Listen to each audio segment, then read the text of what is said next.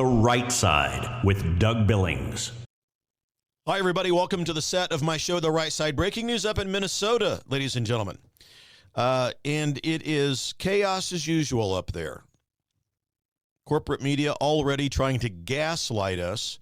Earlier today, as we all know, unfortunately, a United States Immigration and Customs Enforcement agent shot and killed a 37-year-old woman in South Minneapolis during a federal immigration enforcement operation.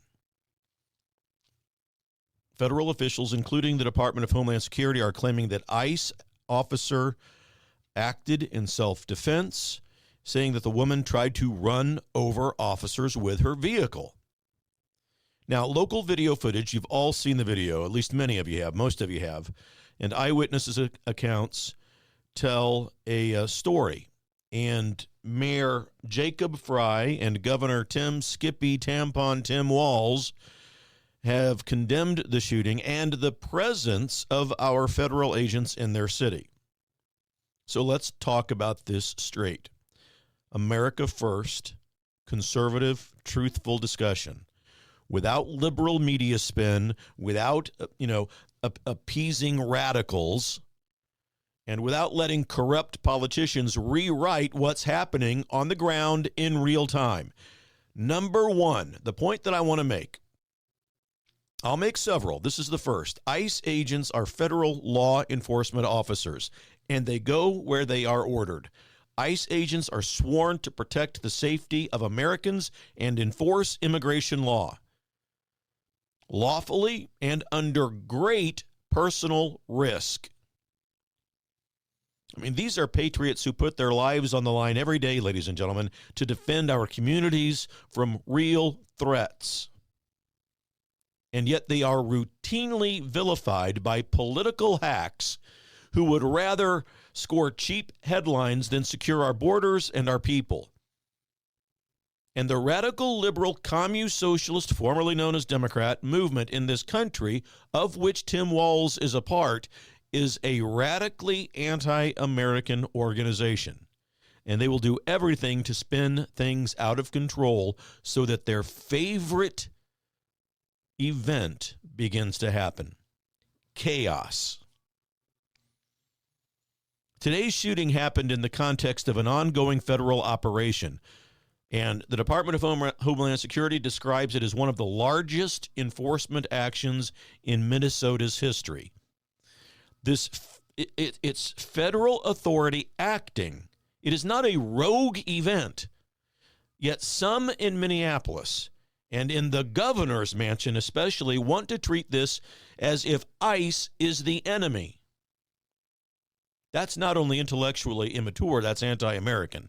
Let's address what happened and what we know, the facts. The woman who was shot and identified, Renee Nicole Good, 37-year-old woman from Minneapolis. And in all sincerity, our prayers and our wishes for comfort to her mother and her family are lifted tonight.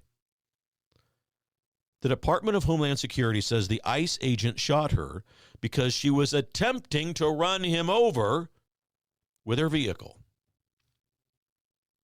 They have a right to defend themselves, these ICE agents, and you'd better believe that the radical liberal movement in America is filled with people who break the law and cause terrible levels of violence, arson, riots, looting, and anarchy.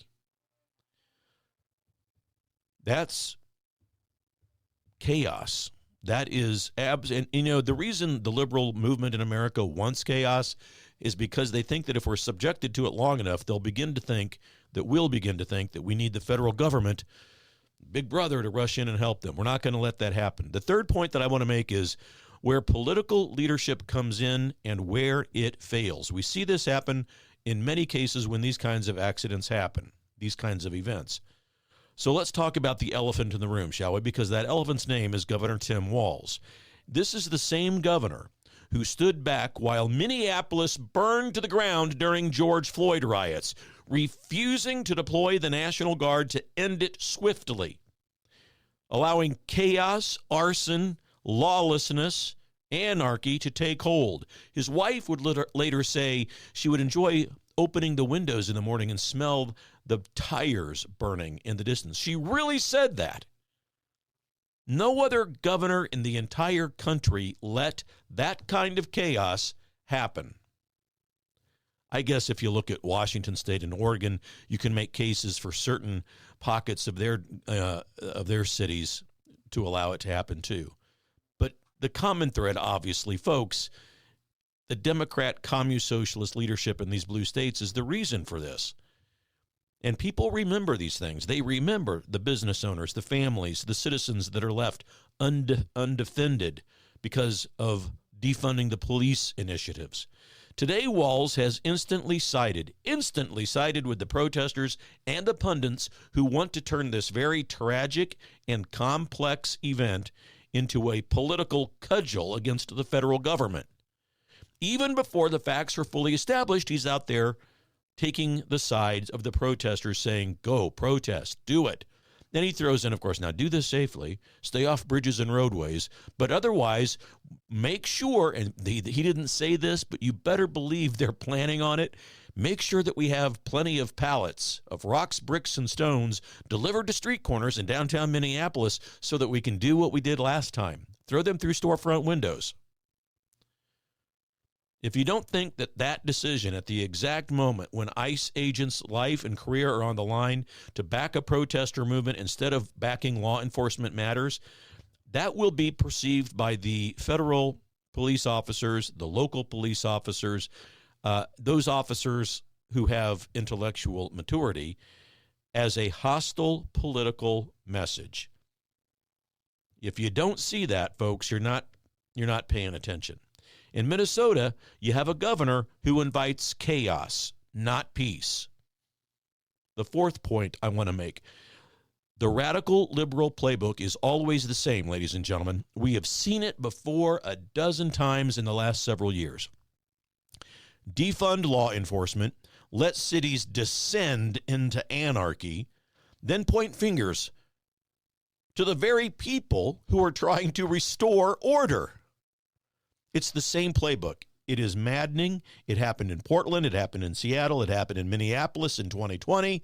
And now the same group of radicals want to use a federal law enforcement action to justify more chaos, arson, looting, rioting, and anarchy. Notice how quickly, ladies and gentlemen, the commune socialists, formerly known as Democrats, how they swing into action. ICE needs to get out of here. The federal government is reckless. If you weren't here, this would have never happened. We've got to protect our community.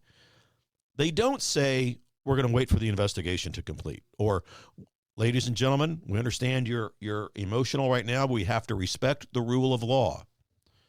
They don't say, we've got to support our agents with facts. We've got to gather those facts together. No. It's just blame and burn.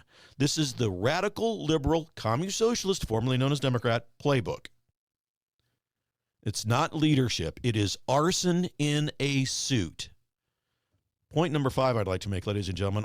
America has got to stand with law enforcement, not with anarchy. And I'm going to say it clearly. Support for ICE and for all law enforcement does not mean condoning wrongdoing if it occurred.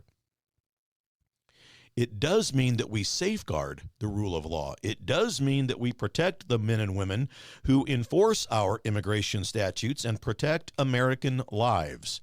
And it does not mean that we allow corruption and corrupt politicians to use strategy as cudgel for chaos. Point number 6, please, real quickly. What should happen next? Here's what a responsible government response should be. A full and transparent investigation by federal and state authorities, not political posturing. Number 2, respect for due process for federal agents acting under justified threat. And then a refusal to let the mob dictate policy or criminalize patriotic enforcement. Finally, then, a commitment to secure that the borders, the city, and enforce the law, not to apologize for all of that. This is not a story about random violence, ladies and gentlemen. This is a story about law enforcement fulfilling a responsibility in a dangerous situation and political leaders trying to weaponize that moment for their own benefit. So ask yourself this. Do you want leadership that protects citizens and law enforcement, or do you want leadership that sacrifices safety for a headline? Minnesota deserves better. We all deserve better. Ladies and gentlemen, subscribe to my YouTube channel, please, where you can get content just like this on a regular basis. It's free. Subscribe to YouTube channel over there at The Right Side, Doug Billings. And follow me on X and Truth Social at Doug Billings. Instagram, Facebook, find me, TikTok, all of it. We're in this together, ladies and gentlemen. Believe it. For the Republic. Cheers. The Right Side with Doug Billings. Hi, everybody. Welcome to the set of my show, Doug Billings. Hey, my good friends at EMP Shield, that's electromagnetic pulse, in case you're from Raytown, Missouri. Electromagnetic pulse could wipe out your home electrical system, could wipe out your vehicle. And thanks to the radical liberal agenda that was put forth under Administrator Biden and Vice Pretender Harris, there are lots of people in this country who want to do us harm. And maybe an EMP device would be their chosen weapon. But EMP Shield gives you a device that can protect you. This little baby here goes on your home outlets, a computer, a router, whatever you want to protect. And then they also have a larger model like this. You can still hold it in the palm of your hand that goes on your vehicle battery so that you can get out of trouble from point A to point B. EMPshield.com. Promo code Doug, ladies and gentlemen. Save yourself. Save your property. EMPshield.com. Promo code Doug. We're in this together, folks. Believe it. For the Republic. Cheers. The Right Side with Doug Billings.